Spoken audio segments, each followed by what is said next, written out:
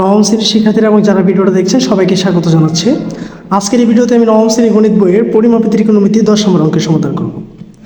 বলছে তোমার প্রতিষ্ঠানে অফিস ভবন থেকে 10 মিটার দূরে ওই ভবনের উন্নতি কোণ 45 ডিগ্রি এবং 20 মিটার দূর থেকে ওই ভবনের উন্নতি কোণ থিটা হলে 20 মিটার দূর থেকে উন্নতি কোণ থিটা হলে সাইন থিটা ও কস থিটার মান নির্ণয় করো। প্রথমে আমরা আগে একটা চিত্র আঁকবো 45 ডিগ্রি কোণের জন্য। 35 ডিগ্রি কোণের জন্য যদি আমরা একটা চিত্র আঁকি তাহলে যেটা হচ্ছে লম্ব ভূমি সমান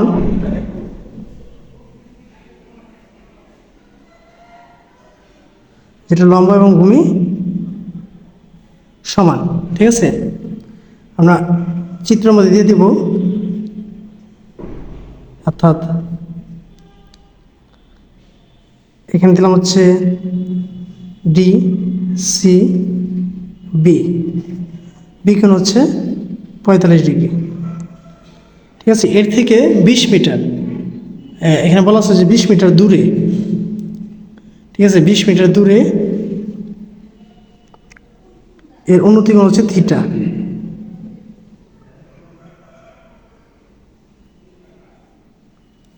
থিটা কোণ উৎপন্ন হয়, তাহলে এখানে ধরে হচ্ছে এ। প্রথমে আমরা আগে চিত্রটা আঁকবো যে অফিস ভবন থেকে ভবন সিডি হতে দেখব ধরি অফিস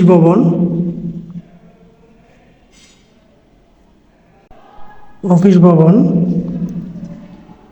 সিডি হতে 10 মিটার দূরে বি বিন্দুতে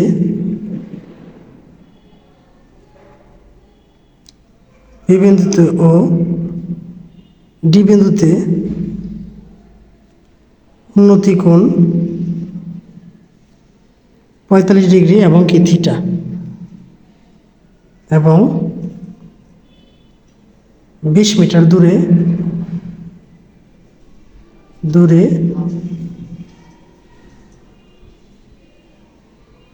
ডি বিন্দুতে উন্নতি কোণ হচ্ছে থিটা।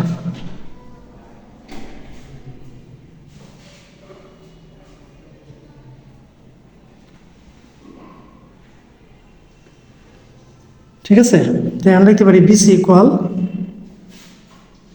10 মিটার আর এস ইকুয়াল হচ্ছে 20 মিটার। তাহলে এবি সমান সমান আমরা লিখতে পারি হচ্ছে 20 মাইনাস 10 অর্থাৎ 10 মিটার। আমরা সবকে মান ধরবো, এবির মান হচ্ছে কত 10 এবং এসি মান হচ্ছে কি টোটাল ছিল হচ্ছে 20, অর্থাৎ এই এসি পুরোটা মান হচ্ছে কত 20।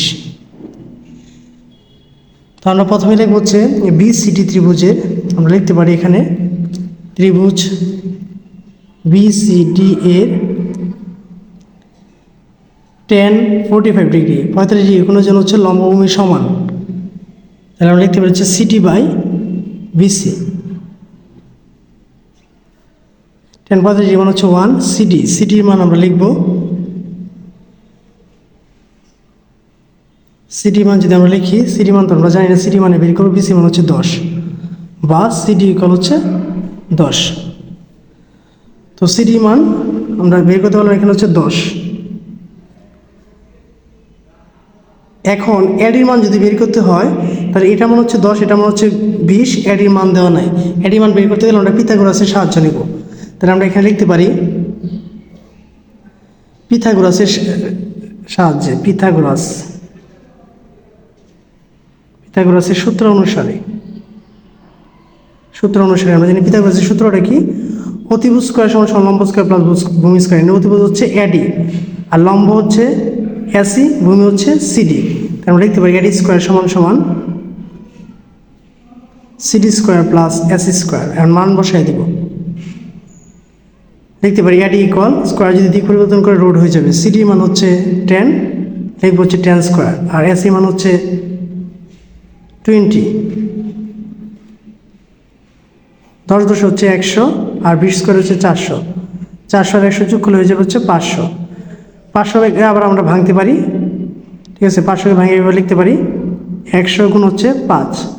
100কে যদি রুট করি এটা মান হয়ে যাবে 10, আর থাকবে হচ্ছে √5। অর্থাৎ এসি মান আমরা পেয়ে গেলাম হচ্ছে, এডি মান পেয়ে গেলাম হচ্ছে আমরা tan√5। এবার আমাকে বলছে যে সাইন থিটা এবং কস থিটা মান নির্ণয় করার জন্য। তাহলে সাইন থিটা আর একটা হচ্ছে কস থিটা। সাইন থিটা সূত্র হচ্ছে লম্ব বাই অতিভুজ। আমরা চিত্র দিকে তাকাবো যে এখানে লম্ব হচ্ছে কি সিডি, আর অতিভুজ হচ্ছে এডি। তাহলে আমরা লিখবো হচ্ছে CD by AD. Sine theta সমান হচ্ছে সিডি বাই এডি। আর কস হচ্ছে ভূমি বাই অতিভুজ, তাহলে ভূমি আছে হচ্ছে এখানে এসি, অতিভুজ হচ্ছে এডি।